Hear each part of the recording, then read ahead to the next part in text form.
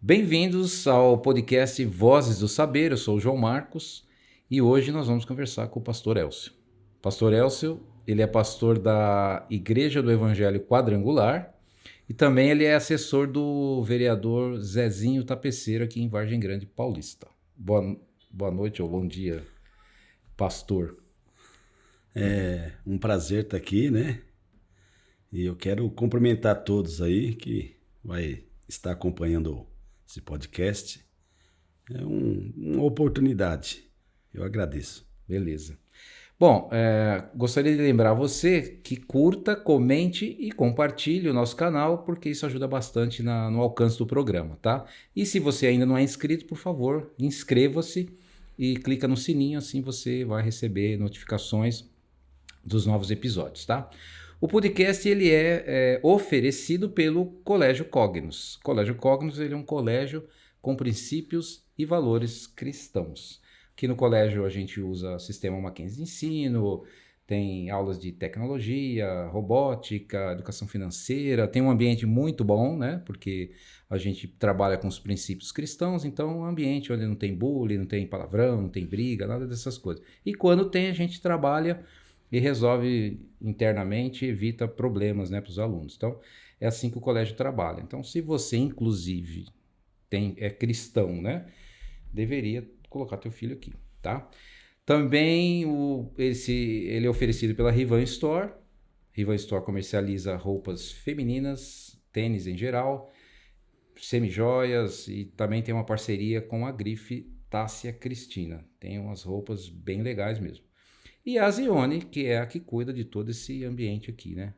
De vídeo, de áudio, faz edição, tudo que é preciso aí para colocar o podcast no ar. Se você também quiser ser patrocinador desse programa, né? Participar aí desse projeto que a gente está colocando no ar, entre em contato com a Zione, que eles vão te ajudar e mostrar aí como é que você pode aparecer aqui na nossa tela e ter o seu nome mencionado aqui.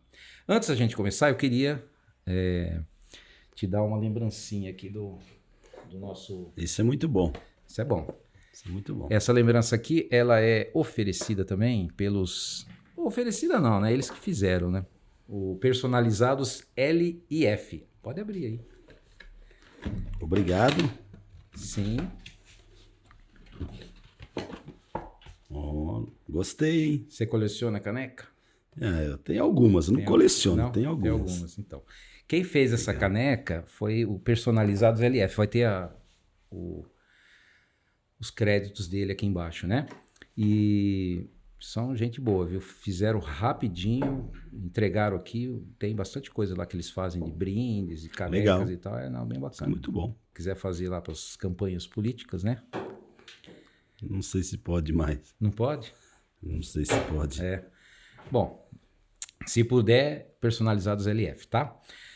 Bom, vamos então aqui começar com a nossa conversa. E, bom, você é pastor da Igreja do Evangelho Quadrangular, certo? Sim. Por que chama Evangelho Quadrangular? Na verdade, é baseado nos 4 evangelhos, né? Nas 4 doutrinas cardinais da igreja. Uhum. Né? Nas 4 evangelhos. Jesus Cristo salva, Jesus Cristo batiza no Espírito Santo, Jesus Cristo cura e Jesus Cristo brevemente voltará. Então, é baseado nos 4 evangelhos. Né? O primeiro evangelho é o evangelho de Lucas, né? Depois é o evangelho de João, né? Depois é o evangelho de Marcos, depois é o evangelho de Mateus, que representa as 4 doutrinas, que foi a visão que Deus deu para a fundadora, que é uma norte-americana, né? A Aimee Semple McPherson. Inclusive, este ano, a igreja está completando 100 anos de fundação no mundo. Uhum. E no Brasil, 72 anos. E quantos templos tem? Assim, eu não sei se você chama de templo. A Igreja do Evangelho Quadrangular, ela tem alguns trabalhos em rádios e poucos trabalhos de televisão que nem algumas igrejas contemporâneas. Né? Porque, na verdade, a Igreja do Evangelho Quadrangular ela é uma igreja pentecostal clássica. Né? Ela está dentro vamos falar, dessa escala. Né? Ela é pentecostal clássica. Então, nós somos pentecostais clássicos e o que acontece? Ela hoje, no IBGE, assim, ela está entre as 10 maiores igrejas do Brasil. Sim. Né? Então, assim, templos, eu acredito que aí estamos em torno de quase 20 mil templos no Brasil. 20 mil. Então, vocês chegam a Quase. milhões de membros. Não, tem mais de 3 milhões e meio de membros. Quando você diz igreja pentecostal clássica, porque as que não são clássicas, as modernas, assim, eles vão mais para outra linha. Hoje, dentro do meio evangélico, na verdade, cristão mesmo, teologicamente falando, hoje está discutindo muito mais isso por questão doutrinária, né? Que mudou muito a forma de ensino, né? De transmissão e do ensino do evangelho. Então, essa identidade, ela é importante. Sim. Essa identidade, ela é importante. Então, assim, pelo que eu fui ensinado, né, o evangelho, ele é um ensino de Jesus, né, as boas novas, que vai de arrependimento, fé e mudança de vida, né? A gente percebe que, assim, nas igrejas atualmente, a mudança de vida não acontece muito, né? O pessoal, sim, Jesus recebe todos como estão, mas tem que mudar de vida, né? Sim. E você percebe que as igrejas hoje, até as mesmas mais conservadoras, mais tradicionais também, meio que estão abandonando essa linha, indo mais para teologia da prosperidade, cura, essas coisas, né? Não que não seja legítimo isso, mas acaba esquecendo disso, né? Que você tem que ser arrependimento e mudança de vida. O que isso é profético? É isso mesmo? As pessoas vão apostatar da fé e seguir líderes que pregam facilidades da forma como está, no conforto? Como é que você vê isso aí? Na verdade, existe as duas coisas, né? Ainda mais com o avanço da tecnologia, o conhecimento se multiplicando e avançando da forma que avança, a questão da informação, né? Com a internet, as redes sociais. Então, assim, tem as duas coisas. Tem essa parte que você está falando, que com o avanço, o que acontece? Vai se perdendo um pouco da origem, né? Daquela essência do que foi ensinado, mas também existe as igrejas e os ensinos que estão mantendo. Né? As igrejas mantêm, elas não se desviam da essência do ensino. Né? Por exemplo, você pega várias denominações, né? Porque eu não olho só para a igreja do Evangelho Quadrangular nesse sentido. Tem várias denominações tendo esse cuidado, estão trabalhando nesse sentido, né? Os pastores, né? As autoridades da igreja, as autoridades eclesiásticas, para manter e conservar a essência do ensino. Então isso é uma coisa que a gente percebe também. Tem esse outro lado que você está dizendo, né? Que infelizmente existe, isso não vai acabar. Não tem jeito, né? Não tem como controlar isso. Por quê? Porque as pessoas hoje, principalmente, ela quer algo muito pronto, né? Quer algo muito Sim. pronto, muito rápido, né? Então, a questão do evangelho também é uma questão de aprendizado, né? Um aprendizado, é ensino. Jesus ensinava a verdade da palavra de Deus, né? E aqueles que continuaram seguindo e aprendendo, né, com os discípulos, chegaram até nós hoje.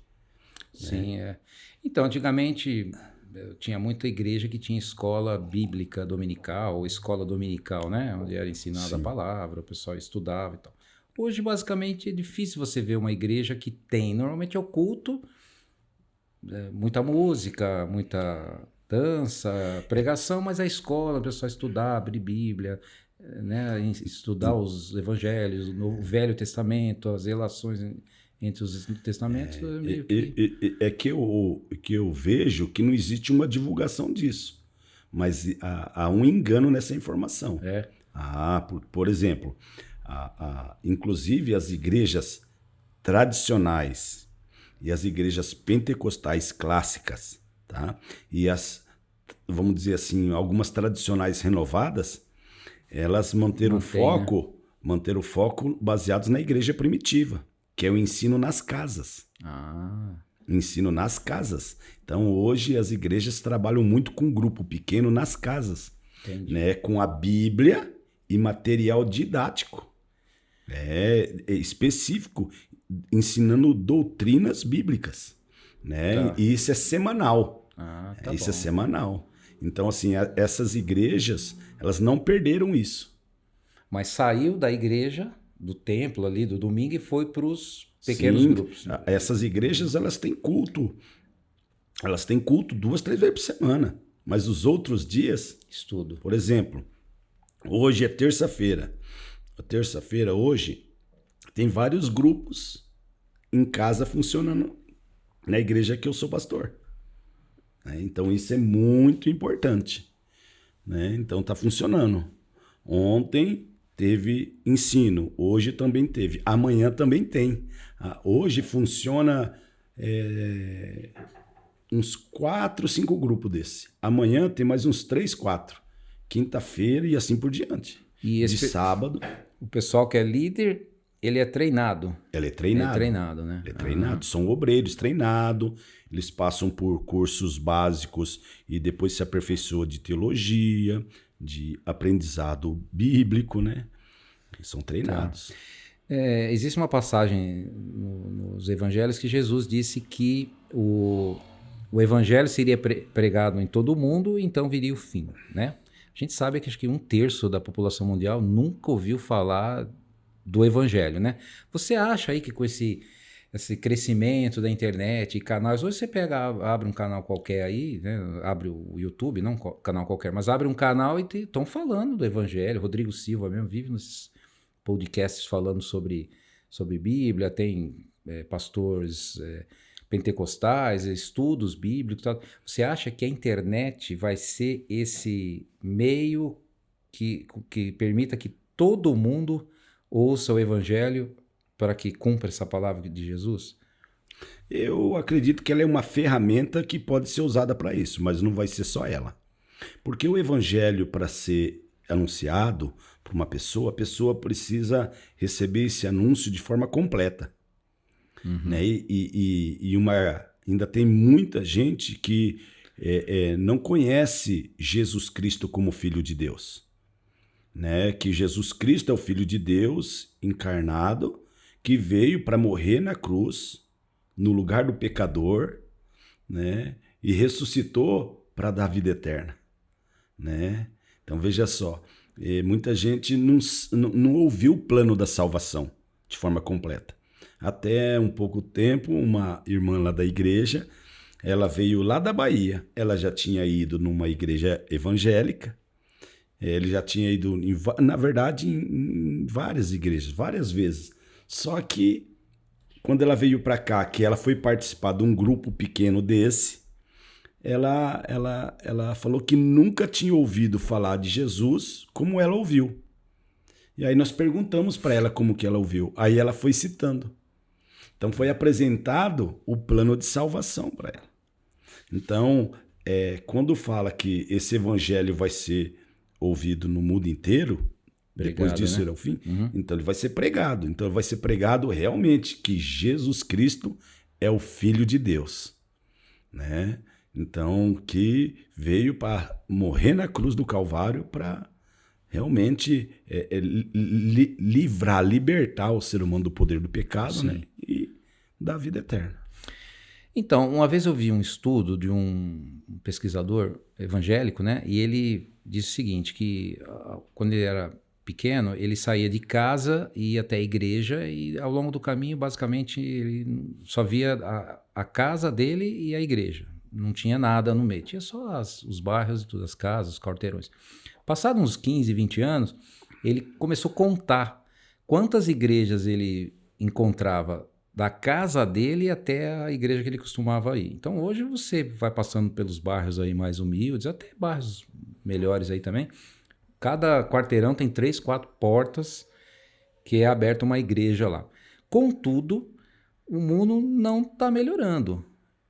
Onde é que está a influência da igreja que está sendo aberta e que não está melhorando o mundo? Na verdade, essas igrejas entram dentro das comunidades, nos bairros pobres, a criminalidade continua aumentando, assaltos, roubos, etc. e tal. Na verdade, existe muitas linhas de pensamentos teológicos, vamos dizer assim, de discussão, de interpretação. Porém, um cristão, né, ele precisa entender que a transformação que a igreja apresenta através de Jesus Cristo é a transformação da vida da pessoa, pessoalmente. Jesus, ele não veio para transformar o mundo. E, inclusive, ele disse que não veio nem para trazer paz à terra. Sim. Né? Ele não disse, não veio para colocar a mãe contra a filha, o pai contra o filho, veio para trazer espada. Olha só que interessante. Então, essa transformação do mundo que as pessoas estão buscando, essa paz, essa segurança, ela não vai ser entregue por Jesus. Né? Não? Não, ela não vai ser entregue. Agora, nesse tempo, não. Mas Jesus não disse que ele tem a paz, não então, como o mundo a dá? Então, mas ele, veja só, ele dá a paz individual. Ah, sim. Ele dá individual. Ele não dá para o mundo. Né? Veja só, é interessante porque isso é uma discussão. Você pega o João 3,16, porque Deus amou o mundo de tal maneira. Você pegar qualquer versão bíblica, o verbo amar está no passado. Deus amou. Isso. Quando que Deus amou o mundo? Quando ele deu o seu filho unigênito. Então ele amou. Ele amou o mundo. E agora, ele ama o mundo? A Bíblia diz que o mundo já está condenado. Está escrito lá em 1 Coríntios, capítulo 11, né, no texto da Santa Ceia. Fala que o texto lá define que o mundo está condenado. Né? Então, esse mundo que está posto aí, né, nesse sistema, esse mundo aí, ele não tem jeito. Mas aí tem que completar, né? Para que todo aquele que nele crê não pereça, tenha vida eterna. Então, isso é individual. Sim. Então, a transformação que as pessoas buscam, ela para o mundo, pode até alguns lugares ser transformados, algumas regiões, algumas cidades, pelo crescimento vamos dizer assim, dos evangélicos cristãos ou dos cristãos, naquele lugar com modo de vida realmente imitando a Cristo. Vai ser diferente, ok? Com certeza vai ser diferente, mas essa transformação, ela não vai ser dado dessa forma que as pessoas pensam, porque a missão da igreja é a pregação do evangelho. Sim. A missão da igreja... Fazer discípulos, né? Exatamente, é pregar o evangelho, ir por todo mundo, pregar o evangelho a toda criatura, batizando em nome do Pai, do Filho e do Espírito Santo, fazendo discípulo, ensinando todas as coisas que Jesus ordenou. Está lá em Mateus, capítulo 28, versículo 19 e 20. Então, essa é a tônica da igreja. Essa é a missão da igreja. E hoje a gente vê, por isso que você talvez está fazendo essa pergunta boa, essa pergunta que é pertinente, porque o que está acontecendo? Está acontecendo que a igreja não pode perder a sua missão. Ela não pode. A missão da igreja é essa. Okay? A missão da igreja não é da cesta básica. A igreja pode? Pode. Ajudar? Pode. Né? A gente, né? Mas não é a missão da igreja. A missão da igreja não é comprar remédio para um membro que podemos fazer e fazemos. Fazemos isso. Né? Porque nós somos... a fé sem obras é morta. Então nós fazemos as obras. Porque contribui com a fé. Mas a missão da igreja não é essa. Sim. E como é que você equilibra essa missão da igreja, todo esse conhecimento bíblico, e sendo pastor ainda, com a vida política?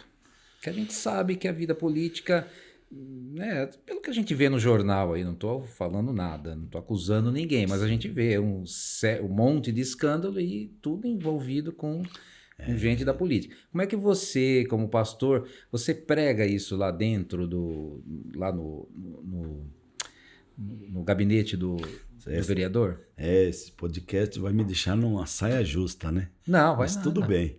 Tá de boa aí. Não, mas então, mas como é que você concilia? Porque você não tem duas, né? É bom, não essas coisas são boas, né? É bom fazer essas perguntas que esclarece, né? E a gente aprende. Veja só, eu sou pastor, eu sou casado, né? Com a Daniele, né? Ela também é pastora, não só porque é minha esposa, mas porque passou por todo o processo. Ela é minha pastora auxiliar. Ela é formada em serviço social, ela é assistente social também do município. Tenho 2 filhas. Eu estou falando um pouquinho disso agora, só para chegar nesse ponto aí que você perguntou. A Júlia e a Emanuela, né? As minhas 2 filhas. E veja só, como é que eu lido com isso? Né? Quem plantou essa semente política em mim foi meu pai. Meu pai era caminhoneiro e eu sou o mais novo de 5 irmãos.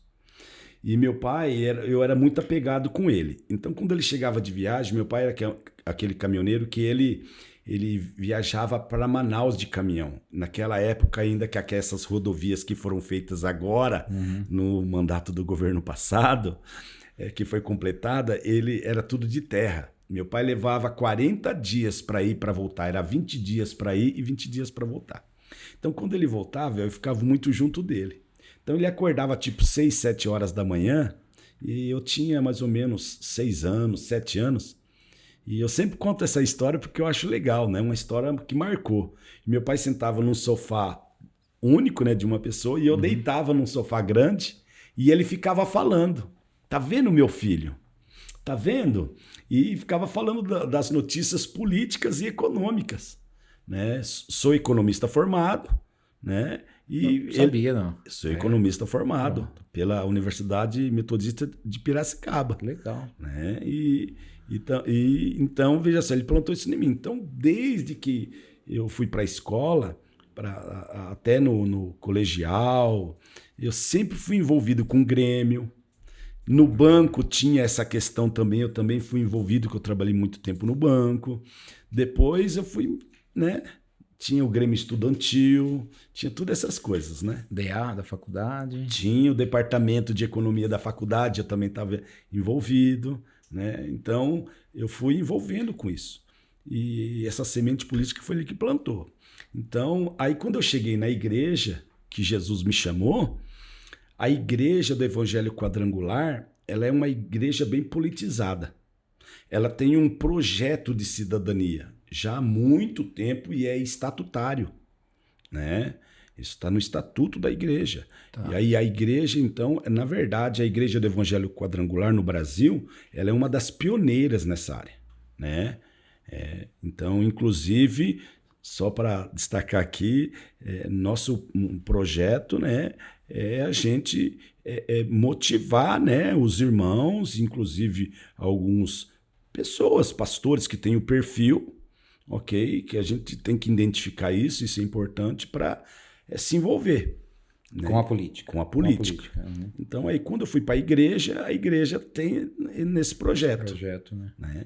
E aí, eu vim de Americana, lá em Americana nós elegemos um irmão da igreja lá, 4 mandatos, né, que fazia parte, então eu sempre fui envolvido com isso. Quando eu vim para cá, para Vargem Grande Paulista, que eu vim para cá por causa da igreja, né? Você já era pastor, né? Era pastor auxiliar. Pastor, tá. E aí eu vim para dirigir, né? Tomar conta, né? Na verdade, abrir obra, a gente fala, né? E aí eu direcionei. Então, a política, para mim, é uma ferramenta. A política, ela não é como é que eu posso falar tudo para mim? Ela não é tudo. Ela é uma ferramenta onde eu posso usar naquilo que eu acredito como cristão, tá entendendo? Para ser um instrumento, um canal onde que eu possa abençoar a vida das pessoas e fazer parte daquilo. Falar que e vou mudar tudo, não posso prometer isso e nem vou falar isso, jamais. Mas eu posso ser vamos dizer assim, como é que eu posso dizer, algo pequeno em algo grande para usar para transformação. Sim, mas a ideia não é você transformar a política, Não. é usar o poder da política para alcançar pessoas, seria isso. Não, para Você não vai abençoar a entrar- vida das pessoas, Sim. porque nem sempre nós vamos alcançar as pessoas para as pessoas virem para a igreja. Isso não é o propósito. Nós abençoamos, tem pessoas que vêm também, né? Elas veem que a gente é pastor, procura a gente, tal, e até vai para a igreja, mas esse também não é o propósito, né? Na verdade, a gente costuma falar, eu como pastor e alguns pastores que estão envolvidos, temos 2 deputados estaduais, que nós somos um missionário lá. Então nós estamos lá para cumprir uma missão. Nós somos missionários lá. Tanto é que, na verdade, pegando o exemplo dos nossos deputados, né, que vai para Brasília a semana inteira, as igrejas deles são igrejas grandes. Aqui eu estou numa igreja quantitativamente pequena, mas a igreja do pastor Jefferson, por exemplo, nosso deputado federal, é mais de 1.000 pessoas. E ele é pastor da igreja. Como é que ele pastoreia? Pastoreia, ele tem auxiliares, ele pastoreia. Então não atrapalhou a missão dele. Não atrapalha a minha missão como pastor. Porque eu não fico lá no altar falando de política todo culto. Aliás, tem um momento certo, né? A gente lá tá para ensinar a palavra de Deus. E a gente ensina, né? Então a política é uma ferramenta que a gente usa. É porque dentro da igreja, falando com você, João, você sabe que teve um tempo que falava que tudo era do diabo. Não sei se é desse tempo. A bateria era do diabo, Guitarra, a guitarra do rock. diabo. Quando as pessoas compraram as primeiras televisão, nossa televisão é do diabo. Eu costumo falar que é lá de casa, não é não. Lá de casa é nossa lá, porque nós que pagamos, não foi o diabo que pagou. Não, Né? diz também que a internet é do diabo. A internet Só do- você não usar para um negócio errado, né? Então, houve esse tempo. Então, a igreja despertou para isso, né? Despertou. Agora dá para conciliar, sim. Não atrapalha. Não atrapalha. E eu motivo, né? Tenho motivado vários outros pastores a se envolverem, né? E outra, eu tô nisso, na política, olha, eu tô nisso há mais de 25 anos. Falar que eu tive um problema grave, então, nunca tive um problema. Então, agora, a gente recebe críticas, ofensas. Não tem jeito, né? Isso daí faz parte do pacote. Mas a gente está preparado. Né? A gente está preparado, a gente entende como é que é esse processo. Agora, se a gente que acredita em valores, em princípios cristãos, né, em coisas que podem mudar a vida de uma pessoa, por que eu não ser um instrumento, usar uma ferramenta para alcançar e abençoar mais pessoas? Sim. Né? Falar que nós vamos mudar a história do mundo inteiro? Não. Agora, nós podemos mudar a história de uma pessoa? Podemos. De 2? Podemos. Podemos aliviar a dor dos aflitos? Podemos. Né? Então, eu vejo que a política é uma ferramenta para isso. Né? Para colocar certas coisas no lugar. E dá. Sim. Né? Agora, falar que existe perfeição, não existe. Não existe. Não, qualquer lugar tem. Na política tem gente boa, tem gente ruim. Dentro da igreja mesmo tem gente boa e tem gente ruim, né? Tudo quanto é lugar, né? Sim, claro. O que você Não poderia sei se eu respondi. Não, respondeu. Dá para conciliar? Sim, dá para. Não é fácil. Não. Não é fácil, né? Tem que trabalhar bastante, né? Trabalha bastante. Não, conciliar, assim, não, eu digo mais em termos de valores mesmo, né? Inclusive, eu até tentei uma época aí me envolver com política e tal. Aí, o conselho que me deram era o seguinte: não se envolva com isso. Eu já te dou outro conselho. Se envolva com isso. Porque as pessoas más, elas se envolvem. Sim. Elas se envolvem. E por que as pessoas boas não podem se envolver? Porque elas vão se corromper? Uma boa pergunta. Elas vão se corromper? Eu não acredito nisso. Eu estou nisso há mais de 26 anos. Agora, a pessoa fala assim, troca de favor, isso, aquilo. As pessoas falam muitas coisas sem saber. Elas precisam ficar mais informadas. A informação que ela tem, às vezes, ela é ouvir outro que falou. Sim. A outro disse, mas ela não tem a informação com propriedade de fato. Isso faz toda a diferença. Então é por isso que eu falo isso com tranquilidade. E eu gosto de política, e eu falo de política, e eu converso com a minha esposa, eu converso com as minhas filhas, né? É uma coisa que tá no meu mundo. Tá no meu, talvez no meu DNA, vamos dizer assim, né? Bom, e a gente vê na Bíblia mesmo vários exemplos de José, Daniel. Sim, vou né? pegar um exemplo mais... um melhor exemplo. Quando Jesus ele foi crucificado, quem que foi pedir o corpo dele lá? Você lembra o nome? José de Arimateia? Quem que ele era? Rapaz, eu até sei, mas não estou me lembrando agora não. Ele era um senador. Era um senador? Um senador. Veja só, não entregaram o corpo de Jesus nem para Pedro, nem para Tiago, nem para João, nem para ninguém. Foi um senador que era discípulo, José de Arimateia, ele era, pelo que a Bíblia relata, ele e Nicodemos andavam junto, né? Que eles cuidaram do corpo de Jesus. Né? Então eram 2 discípulos lá dentro. Inclusive uma profecia, né? Que Jesus ia ser enterrado junto com os poderosos ou ricos, né? Que eram um senador. Não, então eu vou confessar, não sabia não, viu? Eu sabia que ele era importante, ele era rico. Senador. Mas... né? Então veja só, o que eu trago de entendimento nisso? Que teve que ter um político para cuidar do corpo de Jesus. Não, inclusive... Vamos contextualizar? Fala. Você acha que um prefeito, um governador, um presidente da república, se um pastor tiver uma causa, bater lá na porta para ser atendido pelo prefeito, governador ou presidente, você acha que ele vai atender? Um pastor? Você acha que ele vai atender um irmão da igreja? Assim, fala assim, tem um crente aí, tem um pastor aí de tal igreja que quer falar com o senhor. Estou falando porque eu já passei por essa experiência. Não atende. Agora, manda um pastor que ele tem um envolvimento político, ele é um representante, ele é um deputado, ele é um vereador, ou alguém da igreja ir lá representar a igreja. Falar, a igreja precisa resolver um problema. Então, a gente vê isso que precisa de um José de Arimateia, a gente sempre fala isso na nossa igreja.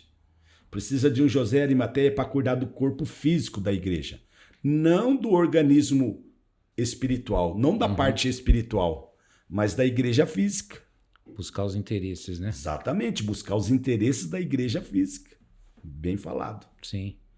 Porque se não tiver alguém lá, vem uma lei que proíbe culto domingo à tarde, domingo à noite, depois das 6, né? Você não viu na pandemia aqui que foi falado na época da eleição aí para presidente, que nós ouvimos falar? Que eles estavam até falando de como e ensinar o pastor a fazer a liturgia do culto. Exatamente. Né? Como é que pode isso? E os pastores iam ser colocados nos seus devidos lugares, né? Então, precisamos de representantes, né? Precisamos de mais pessoas se envolvendo mesmo, né? Prestando atenção nisso. Sim. Isso é importante. Cristãos, né? Homens. Agora, dentro da igreja, pelo menos na onde eu frequento também, que tem é presbiteriana, né? Bem grande. Não se fala assim diretamente, entendeu? Na época da eleição, dá-se algumas indiretas e tal, mas assim, não... Eu gostaria que se falasse mais diretamente, entendeu? Porque às vezes o pessoal não entende muito, né? Vai no que na grande mídia fala, e principalmente o presidente, né? Para vereadores, para eleição municipal, eu não sei como é que faria, mas o pessoal não fala, né? Justamente por isso, não pode misturar, a política é negócio de errado, né? E acaba você deixando de levar a informação correta da fonte correta, né? Então, isso é um processo dentro da igreja, né, João? É um processo, porque precisa ir ensinando. né? Precisa ir ensinando o povo a respeito disso, né? Porque não existe território vazio. É Não verdade. existe. Então alguém vai ocupar, né? E a gente precisa ir ensinando o povo, né? Pegar na igreja, ensinando, né? Graças a Deus eu estou numa igreja, eu posso falar que mais de 90% da igreja são, entende? Se falar, talvez você vai encontrar pessoas que não quer se comprometer tudo, mas ela é bem consciente, né? E eu louvo a Deus por causa disso, porque pessoas estão esclarecidas. Ela tem uma direção. Vem cá, aquela passagem de Paulo, né? Que ele diz que quem milita, me ajuda aí, Não se embaraça com não os se embaraça com os negócios negócios dessa vida. como é que você enxerga isso aí? Então, o texto fala que é para não se embaraçar. Paulo, quando ele está escrevendo essa segunda carta para Timóteo, ele está orientando Timóteo, um jovem pastor, um rapaz mais novo, né, que ia tomar conta de igrejas que Paulo tinha, né, aberto. O que acontece? Estava orientando ele que ele tinha que tomar cuidado para ele não se embaraçar com coisas da vida que ia atrapalhar o ministério dele. Ele não proibiu Timóteo de participar de certas coisas, de seguir a vida dele. O que ele disse para não se embaraçar. Porque família também é um negócio dessa vida, sim ou não? Sim, sim, claro. Trabalho também é um negócio dessa vida, sim ou não? Exatamente. Diversão, lazer também é um negócio dessa vida. Só que são coisas importantes para a vida humana. E para a nossa vida como cristão também. É importante o passeio, o lazer, o trabalho, a família. São coisas importantes. Mas tem a sua hora, né? Nós não podemos deixar, eu não posso deixar o meu trabalho atrapalhar o meu casamento também. Sim. Eu não posso deixar o lazer como prioridade atrapalhar o meu trabalho. Então, eu estou falando isso porque tudo tem a sua ordem. Então, quando Paulo fala isso para Timóteo, né, a gente contextualizando para nós, eu posso fazer parte da política.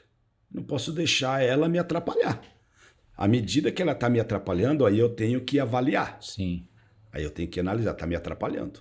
Tanto é que você, no começo, né, falou que deu a informação que eu sou assessor do vereador da cidade, né? Sim. Zezinho Tapeceiro, e também que é cristão, né? Um obreiro da Igreja Universal. Então, veja só, é interessante porque eu fiquei 1 ano fora, né? Por quê? Porque acabou mudando de grupo, né? E foi importante, fiquei 1 ano. Então, se for atrapalhar, não tem problema. Eu não posso deixar ele me atrapalhar. Então, a gente que faz escolhas, né? Então, tem que ser uma ferramenta para contribuir para o meu chamado. E eu quero testemunhar aqui que tem contribuído, né? Porque Sim. a igreja ela tem crescido, né? A igreja tem caminhado, a igreja está estabelecida. Né? Vocês estão ali perto da biblioteca, né? Ali naquela rua ali em cima. Subindo, Rua Francisco Manuel de Oliveira, 415. Deu uma reformada lá, vocês mudaram. Era Estamos reformando, estamos indo. Estamos caminhando. né? Isso. Agora me diz uma coisa. Isso na minha infância a gente saía muito, né? Fazia culto na praça, aí tinha lá o coreto, aí a gente ia lá, tocava, enquanto ia tocando, ia distribuindo folheto para as pessoas e tal, aí vinha alguém fazer uma mensagem, tinha um apelo, né? Convidava para ir à noite à igreja, Sim. tinha aquelas semanas de evangelização e tal. Sumiu isso aí? O que houve? Não, acontece, é que vocês não vê. Não vejo. Várias denominações faz isso. Inclusive nós fazemos. Né? Sai na rua, evangeliza, conversa com as pessoas, ora, tal, convida para a igreja. E isso é feito. É feito, É né? feito. É que, por exemplo, se você entrar na página lá da igreja, você vai ver fotos lá, né? De evangelismo de rua, a gente orando. Agora na pandemia mesmo, teve várias igrejas, as igrejas se reuniram para orar em frente aí os locais que precisavam, que o pronto atendimento, né? E outros locais da cidade. Então, e lá vocês usam o termo pastor e não apóstolo, né? Sim. Por quê? Tem muitas aí que usam apóstolo, Porque o né? pastor, na verdade, biblicamente falando, ele engloba, né, os ministérios hoje, né? No Novo Testamento, o pastor, ele cumpre o apóstolo, ele cumpre o profeta, o evangelista, o doutor, né? E o pastor, o mestre, né? Ele cumpre, o pastor faz isso. Ele cumpre essa função. Por exemplo, eu fui chamado, né? Aceitei a chamada de Deus, a igreja me consagrou e eu vim abrir obra. Abrir obra é uma característica de um apóstolo, né? E tem mais, eu só estou citando que então dentro da igreja do Evangelho Quadrangular não tem essas nomenclaturas, né? Mas também nós não criticamos, porque cada um usa Sim. a nomenclatura que quer, né? Porque é bíblico, Tinha apóstolo, na pastor época, né? tinha, né? Por exemplo, na, na, a, a Bíblia usa, tem presbítero, também fala de bispo, né? Sim, Então, o bispo, na verdade, é um pastor de pastores, que cuida de pastores, né? Então, às vezes, usa tudo. Por exemplo, dentro da igreja evangélica quadrangular, tem alguns que a gente chama de bispo, mas chama mais não por regra, porque dentro da igreja do evangelho quadrangular a nomenclatura é superintendente. É um pastor que cuida de vários outros pastores, que é um nome mais de organização jurídica, né? De instituição, né? Superintendente. Tá, Que seria um vamos. bispo. Sim. Vamos aqui mudar um pouco de assunto. É o mesmo assunto, mas um pouquinho diferente. Inteligência artificial. Nossa, daí eu ainda estou engatinhando nisso daí. Eu acho que nem comecei ainda, mas algumas coisas eu já ouvi, né? Para Inteligência falar um artificial é pouquinho. um sistema de computador, vamos dizer Sim, assim, que raciocina, né? Como o sim, cérebro humano, né? Pegaram a entendi. forma como o cérebro trabalha, né? Nas ligações neurológicas e tal, e desenvolveram isso e ela aprende, né? Sozinha, inclusive. Você deixa ela vai aprendendo e tal. Inclusive tem algumas igrejas, uma igreja, acho que eu vi até agora, lá na Alemanha, que o culto, né? A mensagem, ela é todinha feita por um robozinho lá de inteligência artificial, fizeram o texto, ela gerou o texto, que inclusive gera direitinho, né? Só que não tem a inspiração, né? E fizeram lá um avatar e o avatar fica lá falando e todo mundo ouvindo, mas é tudo gerado por inteligência artificial, né? O que você acha disso aí? Humanamente falando, para algumas coisas, eu acredito que vai ser bom. Tá? Sim, não, é bem legal, meu. Vai Resolve ser bom. muita coisa, Vai né? resolver muitos problemas técnicos, vamos dizer, de áreas de trabalho, né? Agora, eu acredito que várias ferramentas da internet, de conhecimento, inclusive essa, vai ser uma ferramenta também usada para o mal. Sim, Vai ser usada para o engano, vai ser usada para disseminação de coisas que vai atrapalhar a vida das pessoas, né? Porque você imagine colocar vamos dizer, uma ferramenta dessa, não sei se pode falar assim, ferramenta, vamos colocar é aí, uma ferramenta, sim. ferramenta dessa para poder substituir, né? Um ser humano pensando e falando de uma forma, como é que eu posso, espontânea, natural, né? Falando dele, com o jeito dele, né? Ou se ele é mais calmo, se ele é mais sanguíneo, se ele é mais... E assim por diante. Então vai tirar toda essa questão.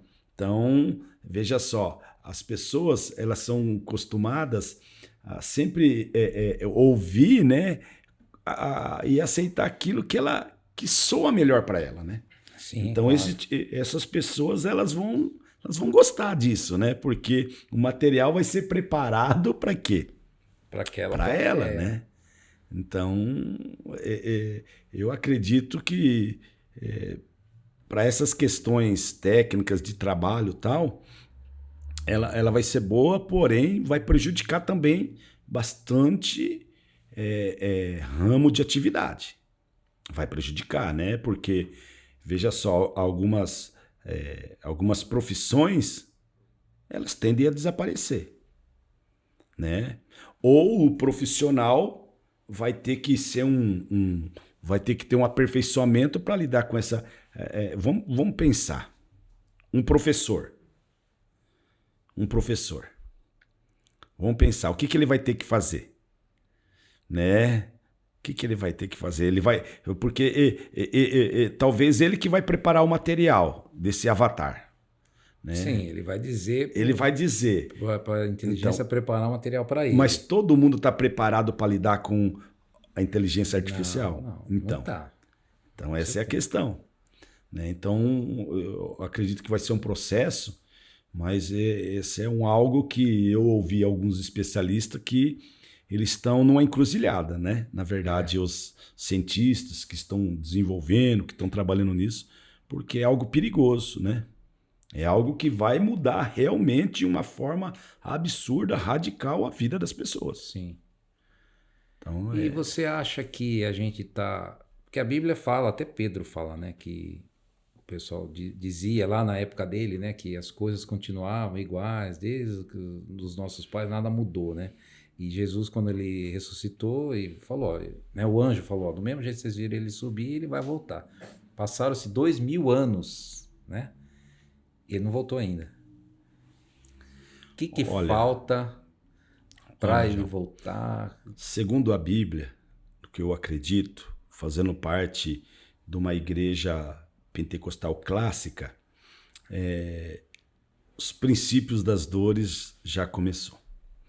Jesus falava disso. Sim. O que está acontecendo no mundo hoje já é o início dos princípios das dores que Jesus fala nos evangelhos. Mateus. Então veja só, essa questão da inteligência artificial mesmo, ok? Né? Onde que a ciência ia se multiplicar, o conhecimento ia se multiplicar. Demais então, também, né? Se você pegar computador, por exemplo, quando eu entrei no banco para trabalhar, não tinha computador. Chegou o primeiro computador. Eu sou da época que chegou o primeiro computador no banco, que começou a informatização do banco. Você vê o tamanho do computador? Você tá de brincadeira comigo. Coisa absurda. Da época, né? Da época. Sim. Hoje, nós estamos aqui. E daqui uns dias... Né? Vai estar implantado. Vai estar implantado. Então, veja só. E é pouco tempo. Eu estou falando da década de 80. Sim. Então, se você pegar assim um pouquinho mais, de 70 para cá é muito pouco tempo. Então, é uma coisa absurda. Então, a Bíblia fala disso. Jesus disse isso. Então, eu acredito na Bíblia. Né? Eu sou um cristão e eu acredito que Jesus, que ele já está abrindo a porta. Né? Eu acredito. Com certeza.